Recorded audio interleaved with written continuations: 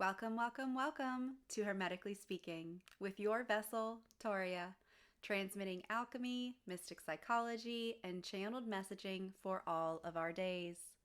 Here, we explore the sacred, the shadow, and the infinite spiral path of awakening so you can remember who you are beneath the programming and rebuild yourself from the inside out. And as always, go back to episode 1 for my disclaimers on mystic psychology and the fact that I am not a medical professional, and everything I speak on is through experience and an energetic standpoint rooted in the ancient wisdom of Hermeticism. Therefore, if you are seeking medical advice of any kind, please consult a licensed professional. Welcome back to Hermetically Speaking with your vessel, Toria, transmitting alchemy and mystic psychology for all of our days. We have just crossed a very potent threshold. The human calendar has now moved us into the second half of the year. The astrological year, which began with Aries at the spring equinox, is about a quarter of the way through, and the lunar year has also just passed its midpoint with the Cancer new moon in early July. Each of these cycles, human, astrological, lunar, hold its own rhythm, its own voice. They are not just numbers on a calendar. They are living, breathing mirrors of transformation, spirals within the spirals, constantly inviting us to pause, reflect, and remember and resurface who we are beneath all of the noise of the centuries and the generations and the societal programming before us. Today, these cycles aren't the main story. However, they are the sacred setup, the backdrop for what we're really here to do together. And we're here to check in, to pause, feel, and truly witness ourselves in this exact moment that you find yourself listening to this. Not to fix, not to push, simply to meet ourselves honestly and safely right where we are. So, before we move into our soul check-in today, let's explore these cycles a bit more deeply, because understanding the rhythms around us can help us understand the rhythms within us. And we're going to start off with the human calendar, the one most of us are familiar with, the 365-day structure that guides our collective schedules. We are now in the second half of the year, 2025, the space where harvest begins and the energies slowly start turning inward. Summer brings its peak, and as we move toward fall, there's an invitation to begin letting go. For many, this half of the year feels like a gentle, or sometimes not so gentle, descent into deeper self-reflection. And deeper self-reflection can really provoke deeper abundance, deeper manifestation, right? Like this is really where we start to gear up. That's a lot of the energy that I've been feeling is like, I've got this little limbo space right now because we're in this, halfway point, the precipice, and everything I've worked for in the first half of the year is kind of culminating into the second half. So there's that beautiful kind of ambiance, nuance, knowing, whatever we want to call it, whatever word we might be drawn to, utilize it, right? Because those words that we're drawn to are unique for our paths, and they definitely give us this insight that we need as we move forward and take these steps to walk into the second half of this human calendar. Then we have the astrological year, which begins at the spring equinox with Aries. Hey Aries! The fiery spark of initiation, around March 20th or 21st usually. Right now, we're about a quarter of the way through this cosmic journey. We've moved through Aries, Taurus, and Gemini, and we're just finishing our sacred passage through Cancer, the nurturing, emotional, deeply intuitive sign that invites us to come home to ourselves and soften into our own inner world. As the sun now prepares to move into Leo, we begin to feel the call toward bold expression and radiant selfhood, stepping from the sacred waters of Cancer into the bright, courageous fire of Leo. And this is where we can see how all the cycles serve us in synchronicity, right? Like we were literally just talking about how we're at the halfway mark of the human calendar and how that shift really starts to invigorate everything that we've worked for in the first half. And then, however, coming into this courageous fire of Leo, stepping out of the sacred waters of Cancer, that transformational, pivotal moment, right? We're gearing up. And that brings us to the lunar cycle, a subtle yet profoundly powerful teacher, Mother Moon. The lunar year began with the first new moon of 2025 back in late January. And earlier this month, we experienced the Cancer new moon, marking the midpoint of the lunar year. And as we arrive at this moment in late July, we're moving through the illumination of the Capricorn full moon, a time that invites us to reflect on our emotional foundations and our external structures, to balance softness with strength. The moon's phases remind us of continuous renewal, constant death, constant rebirth, holding an intimate, deeply personal frequency that many of us feel in our bones, even when we can't quite name it. I think the lunar cycle is a anchor point, right? We don't forget who we are. We turn back, like we're talking about, even though we're looking to accomplish great things externally and internally, this kind of grounds us down into who we really are, remembering our sovereignty at all times, remembering our integrity, our compassion, non-judgment, non-duality, all of those things, right? As we're uncovering them, which helps us progress on the rest of our soul mission throughout these other cycles. And personally, for me, the lunar cycle has been the loudest in my life since succumbing is the word that wants to come to mind, succumbing to this journey. It's been a cosmic drumbeat that literally, physically, tangibly, in my own mind, shifts my mental and emotional framework each year at the lunar new moon. And especially around that third week of January, it announces itself like a divine bell, inviting me into new levels of sovereignty and softness all at once. It is truly a magnificent experience for me, and I look forward to it every year. And every year it actually has gotten a little bit softer since the psychosis. It's at the lunar new year is actually pretty much the marking point of when I fully entered into the psychosis. So of course the beautiful, afterwards, it also marks the time that I really came out of psychosis, the years later. And it has still been a pivotal marking point of transition for me. And it's not to say that these other ones don't hold high credibility. It's just the one that over time that I've noticed has the deepest invocation of sovereignty activating within me.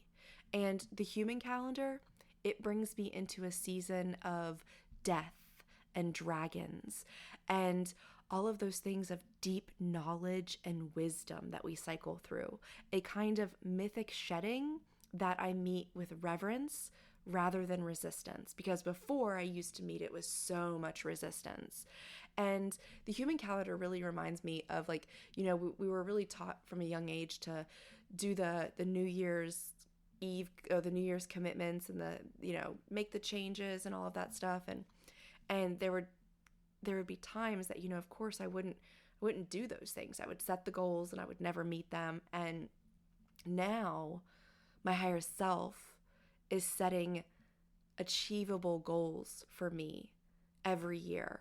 And I haven't gotten it perfect every year, that's for sure, because I still, am unveiling and unremembering programming and things like that. However, when that cusp comes, especially the death season, which is like right there, August, September, third week of August maybe, it it calls to me. Like, I know, like, I can feel the shift. I know it. I get the transmission of it. And at that moment, I start to just release. Whereas before, I would always resist. I would still try to fight and finish these things that I hadn't even really paid any attention to. And instead, I'm like, okay, this pivotal moment, these last, 4 months of the year are really about reflection for me and understanding that I did the best that I could and that I achieved so much, and that, come the next cycle, I'm going to be able to go right back at it again and achieve even more, and releasing what I didn't do right. And I put that in air quotes. And in those final months, right, I surrender to the hibernation, to the quietness, to the beautiful breakdown that prepares me for the renewal of the astrological new year. And it's so interesting because the end of the human calendar for me, I mean, the end of the human calendar obviously ends at December, but my hibernation and my recovery and my release actually go through the entire winter and start to they become reborn on that spring equinox when the astrological cycle actually kicks in. And so to me, this is a vivid, like, image of the snake eating its own tail, right? Like, there's no beginning and there's no end.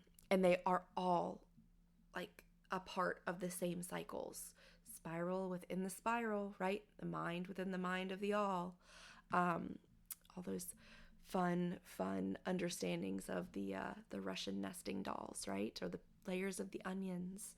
And so just continuous movement and rebirth throughout every single cycle, no matter which one you're drawn to, no matter which one you work with. And I know that there are an infinite number of cycles out there that align with the seasons, that align with nature, depending on if you're into plants, things like that. The Chinese New Year, that's a big one too. I really, really love that one, and I check that one out every single year. However, I'm not as familiar with it to talk about it in this episode. These were the three that really came out, along with, of course, mentioning the equinoxes and the solstices as being a marking point. And so each of these cycles offers a different invitation, a different lesson, multiple lessons, all within, the same year, the same spiral. And I invite you to feel into which one speaks loudest to you, which ones hold your hand as you move through your becoming, which one transmits to you on the loudest frequency for you to understand your channeling abilities, your premonitory abilities, all of your clairs and the telepathy and the intuitive knowing and the remembering of who you truly are. The guru within the guru within the guru, because that is what you are. A spiritual world, a guru of your own spiritual world, embodying everything, living in a spiritual world with other gurus that can illuminate pathways for you, but never quite tell you exactly what to do. And so now that we've explored the cycles framing our lives, I want to turn it inward for the purpose of this podcast, right? Well, I guess the second purpose, first purpose, second person purpose, who cares? And this is the heart of our time together today. And so if it feels safe and comfortable, I invite you to pause whatever you're doing. And if not, you can just listen and come back to it later. That's not a big deal. If you can, find a cozy seat, lie down, grab a journal even, or simply just, do what you're doing and just take a slow, gentle breath in and then let it release softly. We're going to really tap into our nervous system. If it feels good to you, you can place a hand on your heart, your belly, or anywhere that feels nurturing. And if you feel called, you can close your eyes or soften your gaze. We're going to go through what I like to call just, a check-in, a soul check-in, a mental health check-in, a checkpoint check-in, right? We're in all these different cycles. We have checkpoints that come up. Make sure that we have done the work that we needed to do. And it's not that anything's been done wrong or right. However, it's that path of alchemy. Concocting the ingredients in the ways that they need to be within you for alchemical transformation and mastery. Becoming the philosopher's stone that you, my friend, are. And so I invite you to ask yourself this first question. How am I really doing right now? Not how you think you should be doing. Not what you want others to believe. Not what you think you would have to tell your boss or your well, hopefully you can tell your partner in pure honesty how you're really doing right now. However, there are still sometimes depths that we need to figure out for ourselves. And this is where I want you to go. I want you to go deep. How is your soul? How is your heart? How is your nervous system? And let whatever arises come up without judgment. Allow it to just present itself to you, be seen just for even a moment. It could come in words, images, sensations, or even nothing at all. And all of that is perfect. I'll give you just a moment here.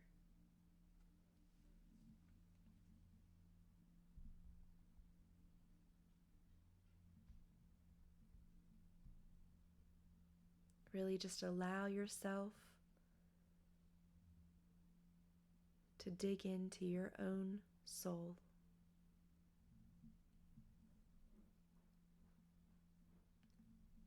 And as we take another breath, we're going to move into the next question. Asking yourself, where am I holding tightness or resistance? Maybe it's a physical tension in your shoulders or your jaw. Maybe it's an emotion that you've been suppressing, a sadness or an anger you haven't had space to feel. Allow the previous question of how you're really doing right now to feed into the second question of where are you holding this tightness or the resistance. Because this nervous system, this soul, this heart, these words, these imageries that showed up, they can point you to where this tightness or resistance are held. And when you find it, can you soften just 5% into that space? Not to force change, just to offer it presence. Just to let it know that you are there, you see it, you will not ignore it, you want to work with it when the time is right.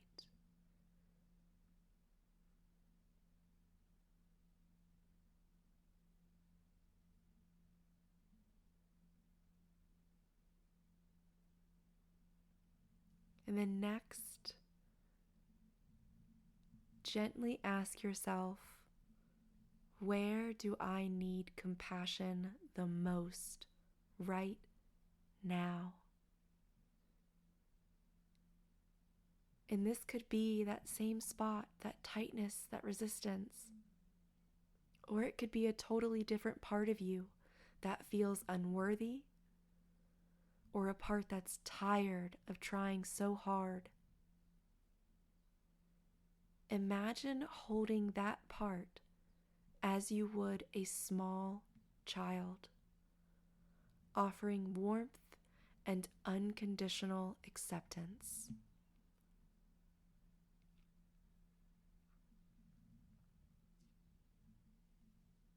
And as you hold that part or parts of you, nurturing it, if you feel called to, give yourself a hug. Wrap your arms around yourself, just as your visualization of wrapping your parts in your arms, cradling it like a young child. We're going to move in to the gratitude section of this check-in. And that starts with, as we shift into gratitude, thanking the parts of ourselves that have spoken to us in the first half of this check-in. Thanking those parts that are crying out for compassion, for being able to be vulnerable. Thanking the parts that showed up as tightness or resistance to be honest and unveiling.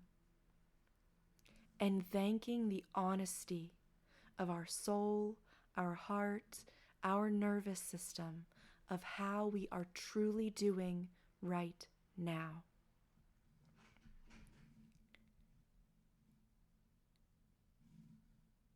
And as we shift further into gratitude, ask yourself, what am I genuinely grateful for in my journey at this point in this year? It could be something monumental, a relationship, a breakthrough, a spiritual awakening, or it could be something tiny and precious, which still equals monumental, however you look at it. A warm cup of tea, a deep belly laugh, a morning when you felt a bit more alive or free. Maybe you achieved a new level of safety. Maybe you had scored a new job or a new increase in pay. Let this gratitude expand through your whole being like golden light. See that golden light in your heart space. And as you breathe, watch it grow, expanding out across your chest, expanding down into your solar plexus, expanding all through your body, all around you, bright and shining like a star. The universe sees you. And the universe is grateful for your gratitude.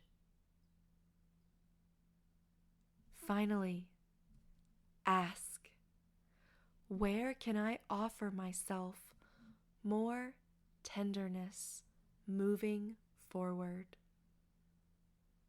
Where can you release any harsh self-talk, any harsh thinking, any pressure to constantly improve, and instead invite in the pause, the relaxation, the peace, the softness, and trust. Allow this question to settle in your bones as a gentle vow, a quiet promise to meet yourself as you are.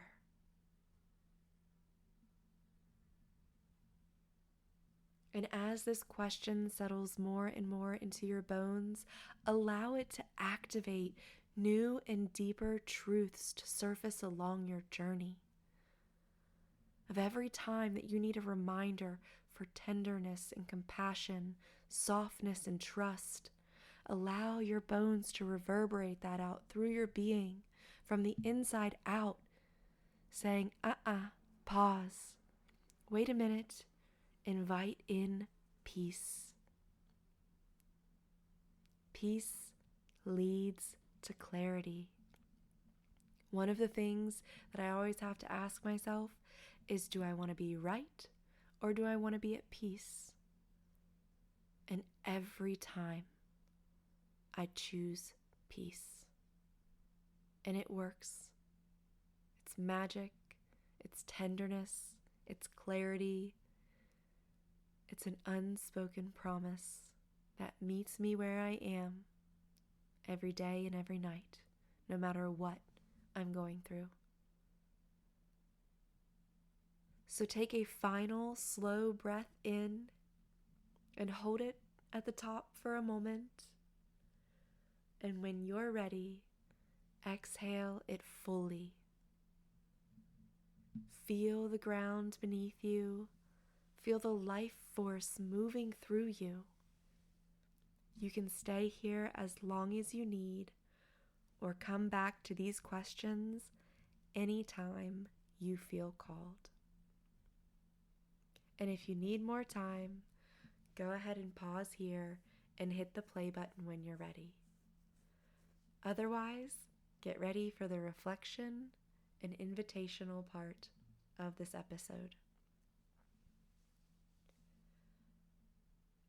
As you moved through these questions and felt into your inner landscape, I invite you to reflect and take note. Which question felt the hardest to answer?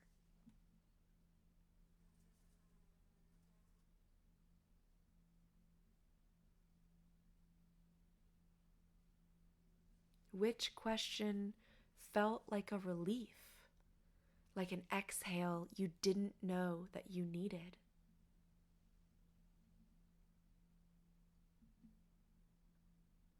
And which one brought softness or even a surprising sense of peace?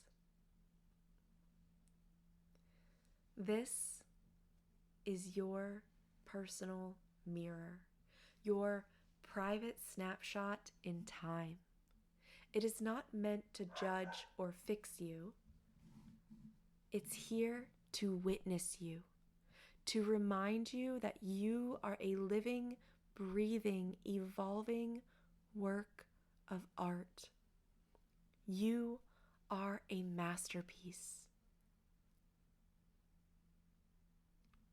And if it feels right, I encourage you to journal about everything that came up, anything that came up, something that stands out in your mind that came up. Or voice record your reflections. Sometimes hearing your own voice express these truths can be deeply healing. Another favorite of mine is mirror work.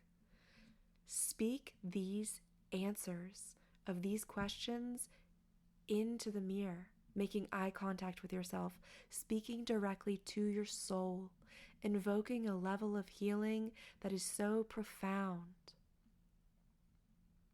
Or maybe you prefer to move your body, dance it out, create art, or simply sit in quiet contemplation.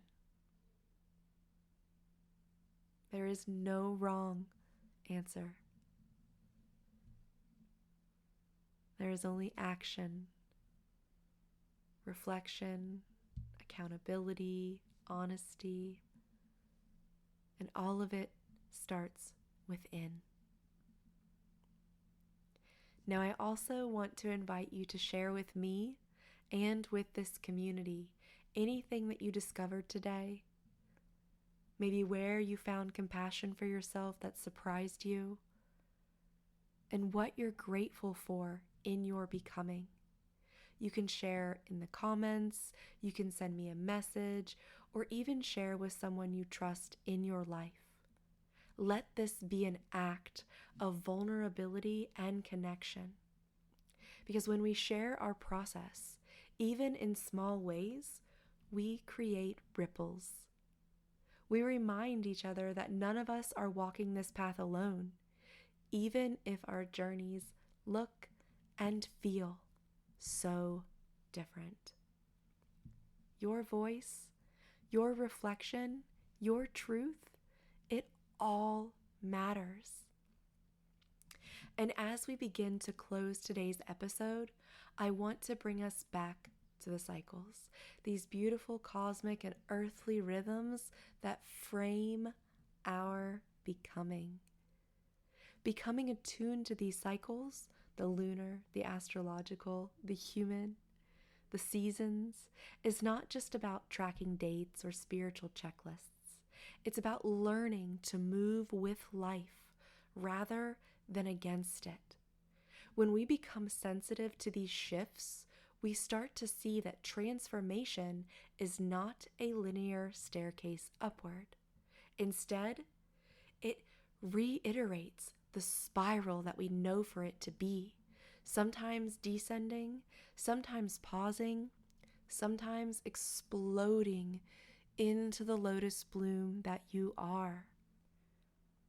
The solstices and equinoxes mark powerful gateways in each spiral.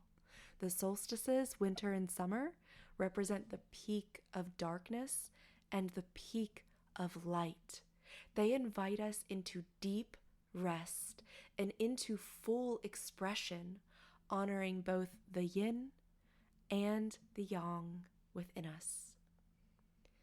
And those equinoxes, let me tell you, spring and fall remind us of balance, of transition, of the dance between the seen and the unseen. They teach us to move gracefully through change, to honor both birth and decay as sacred parts of the very same whole. By honoring these thresholds, we learn to meet ourselves with more patience and presence. We begin to see that each season brings exactly what we need, even when our minds resist. This podcast episode is actually being recorded at the beginning of July, just a couple weeks shy or after the summer solstice. Wrong season, hello. And so I'm not surprised if when you hear this episode, you're coming out of that period of rest, because I am still in the midst of that period of rest, waiting, excited to bloom out of it. And that's how we know. We read it, just like we read cards, just like we hone in on our intuition, and we start to trust that the shedding is necessary for the next bloom, and dive into it instead of running or resisting. That the darkness is the womb of new light, and that stillness is never stagnation. It's preparation. As we walk forward from this check-in, I invite you to continue feeling into these rhythms. Notice how they speak to your body, your emotions, your spirit. Let them become allies in your healing and your unfolding. May you meet each season, each inner and outer cycle, with softness, curiosity, and reverence. May you remember that you are not separate from nature. You are a living expression of its divine intelligence. And may you trust that every descent is followed by a new ascent, and every ending is the soil for a new beginning. Before we close today, I want to offer a gentle reminder, a loving disclaimer about your mental health. Your mental health is not separate from your spiritual journey, your physical wellness, your relationships, or your purpose. It is the quiet foundation that supports every other aspect of your life. And for centuries, mental health was demonized, misunderstood, avoided, or simply unknown. Wounds were passed down silently, hidden beneath layers of shame and secrecy. And we are blessed to have incarnated during a time of unprecedented awakening, a pivotal moment in human history when mental health is finally being seen, spoken of, and honored as an essential part of being alive. And I'd just like to make a little note here. I just spoke about the mental health is not separate from your spiritual, physical wellness, your relationships, or your purpose, right? And humanity has lived that in like a kind of a backwards stringent. So the purpose, the relationships, the physical wellness, all of that came first in the centuries before us. And now it's paradoxical. It is flipping. And we are here for it. And no matter what the past holds, no matter what the future brings us, we, you, I, me, you, we are not weak for tending to our minds and to our hearts. We are not behind for needing support, and we are not broken for feeling deeply. Let us normalize tending to our mental health the same way that we care or that we build corporations, governments, all of these paradigms created before us, the energy put into them to make them so astounding, so revolutionary, so amazing, because they truly are. Coming from where we were just a few centuries ago, we have to give ourselves credit where credit is due. However, let us put the same care and energy into our mental health and into our physical and our spiritual health, into our relationships, our homes, our loved ones. However, it starts with us. It starts internally. Let us move beyond trauma bombing, the urge to share our pain from an unintegrated place, seeking validation rather than healing. Instead, may we learn to honor our experiences tenderly, to process them safely, and to share from a place of embodied wisdom when we feel truly ready. You deserve to heal your being fully, patiently, and compassionately. You deserve to know that your inner world is just as sacred as any temple, ritual, or any spiritual practice that you invoke or bring into your being. May this be your invitation to make your mental health not a burden, but a sacred part of your wholeness. Because the reality is that if you ever feel that you're a burden or anything that you are going through is a burden, it is a mirrored reflection. It means that the weight that you are carrying feels too heavy for yourself.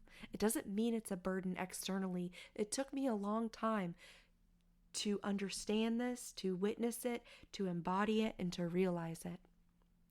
I used to think I was a burden to everyone and everything, and it fed my self-destruction more.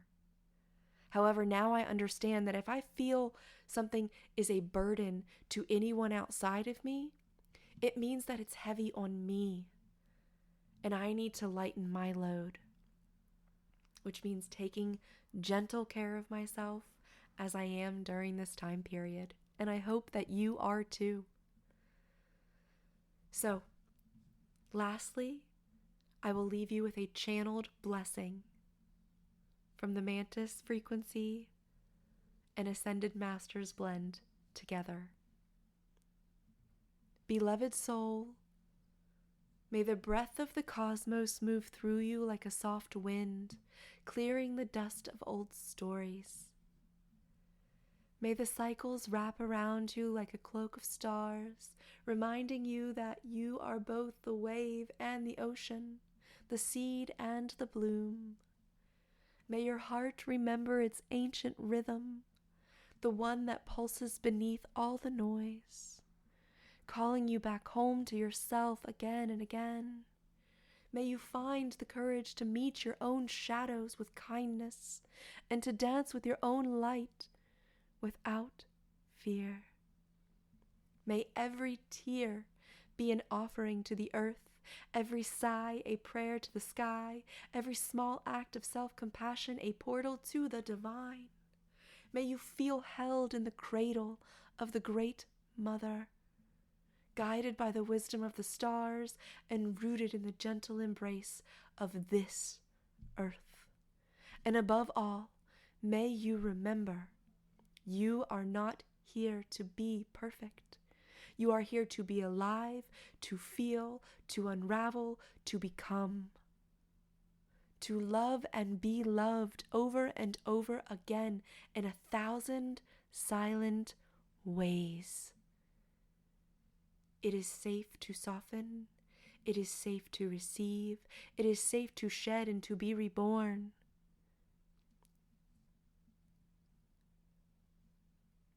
We see you. We honor you. We love you.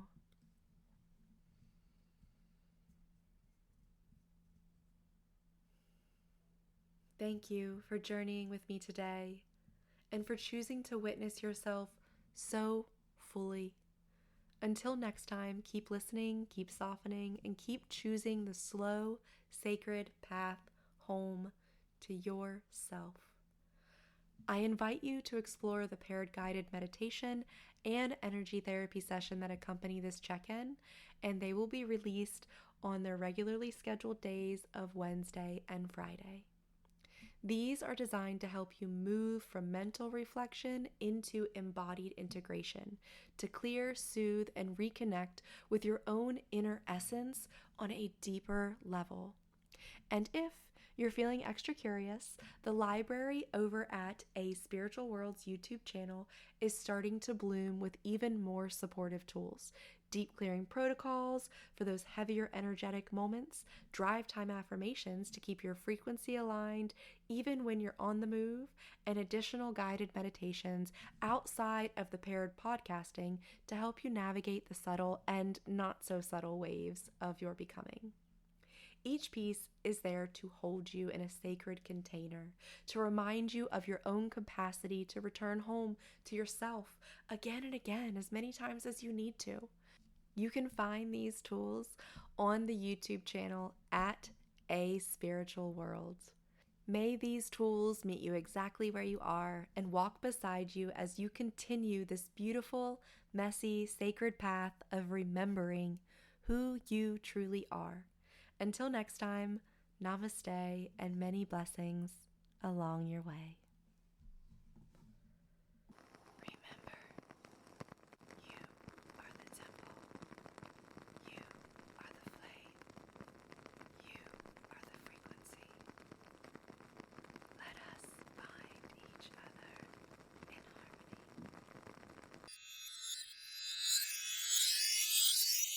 If this episode spoke to your soul, be sure to like, share, and subscribe to our new YouTube home at A Spiritual World. That's A Spiritual World. Your support not only fuels the Hermetically Speaking podcast, it also nurtures the growing library of meditations, energy therapies, readings, and transmissions I offer to help us all walk this healing path together. Your presence, your listening, your evolution. They ripple out farther than you may ever realize. Thank you for being here. Thank you for becoming who you truly are. Until next time, keep speaking the truth your soul remembers. Namaste and many blessings on your way.